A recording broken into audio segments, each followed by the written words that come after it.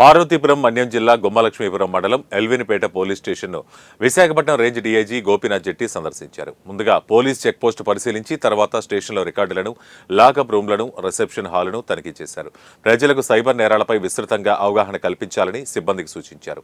అలాగే స్టేషన్ ఆవరణంలో ఉన్న సిఆర్పీఎఫ్ భవనాన్ని కళ్యాణ మండపంగా మార్పులు చేసి సామాన్య ప్రజల వేడుకలకు ఉపయోగపడేలా చర్యలు చేపట్టాలని సూచించారు. ముఖ్యంగా ఆంధ్ర, ఒరిస్సా సరిహద్దు ప్రాంతం కావడంతో నిరంతరం నిఘాపై దృష్టి సారించాలని సిబ్బంది సూచించారు.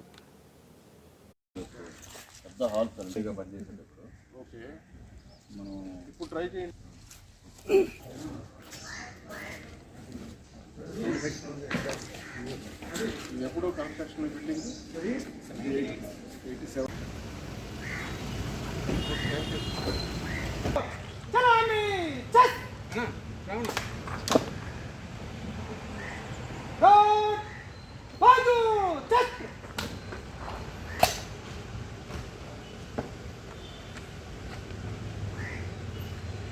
श्रीमान गॉड आपका निरीक्षण के लिए క్రైమ్ గాంజా ప్రధానంగా.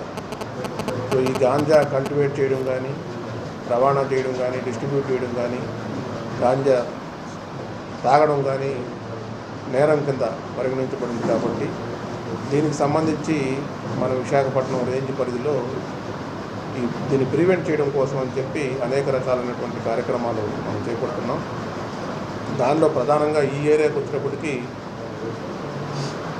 గంజా తాగడం కానీ, డిస్ట్రిబ్యూషన్ కానీ, రవాణాన్ని ఆపడం కోసం అని చెప్పి సంకల్పం అనేటువంటి కార్యక్రమం ద్వారా ప్రజల్లోకి దీన్ని పెద్ద ఎత్తున తీసుకుపోవడం జరుగుతూ ఉంది. దానిలో ప్రధానంగా యువతని, స్టూడెంట్స్, ఎక్కువగా ఇంటర్మీడియట్, డిగ్రీ చదువుతున్నటువంటి స్టూడెంట్స్, పనిచేసుకున్నటువంటి యువత ఎవరైతే ఉన్నారో వాళ్ళలో ఎక్కువగా ఈ కన్జంప్షన్ అనేటువంటిది మనకు బాగా కనపడుతూ ఉంది.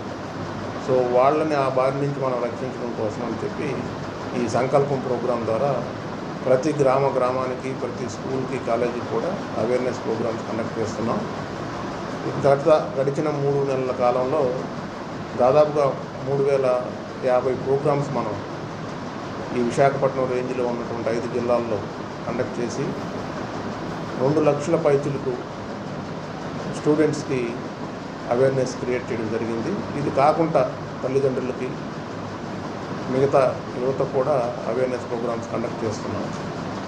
సో యువత ఎవరు కూడా ఇలాంటి వాటి బారిన పడి వాళ్ళ జీవితాన్ని పాడు చేసుకోకూడదు.